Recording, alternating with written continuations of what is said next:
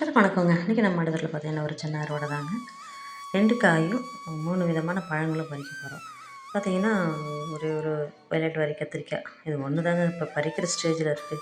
பாக்கியெல்லாம் பார்த்திங்கன்னா சின்னதாக இருக்குது. அதனால் ஒரு கை மட்டும் பறிச்சுக்கலாம்.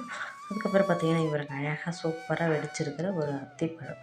நல்லா சாஃப்டாக இருக்குங்க, தொட்டாலே பாருங்கள் புசு புசுன்னு இருக்குது. நல்லா கலர்ஃபுல்லாக இருக்குங்களா, ஆரஞ்சு ரெட்டில். இது மாதிரி பார்த்திங்கன்னா நம்ம வீட்டிலையே இயற்கையான முறையில் பழுத்த சாப்பிடும்போது அவ்வளோ ஒரு சந்தோஷம். கடையில் வாங்கினதெல்லாம் பார்த்திங்கன்னா வெடிக்காது. அப்படியே காயாக இருக்கும் போதே பறித்து வச்சுருவாங்க. அது நிறையா ஸ்வீட்டாக இருக்காது, நல்லா தான் இருக்கும், ஆனால் ஸ்வீட் இருக்காது அந்த அளவுக்கு. இது பார்த்திங்கன்னா ஒரு மல்பெரி பாதி பழுத்து பாதி கொஞ்சம் செங்காயாக இருக்கிற மாதிரி இருக்குது. அது அந்த பாதி புளிக்கும். அதுக்கப்புறம் இங்கே ஒரு மல்பெரி நிறைய இருக்குது. பட் எல்லாமே பழுக்கலைங்க. அப்புறம் பார்த்திங்கன்னா எப்பயும் பறிக்கிற ஸ்வீட் லெமன் நாங்கள் டெய்லி பறித்து சாப்பிட்றோம். பட் நிறையா இருக்கிறப்ப தான் நான் வீடியோ எடுக்கிறது. டெய்லி பார்த்திங்கன்னா 1, 2 பறித்து சாப்பிட்டுட்டு தாங்க இருக்கிறோம். நானும் சரி, பசங்களும் மாடிக்கு வந்தாலும் சரி.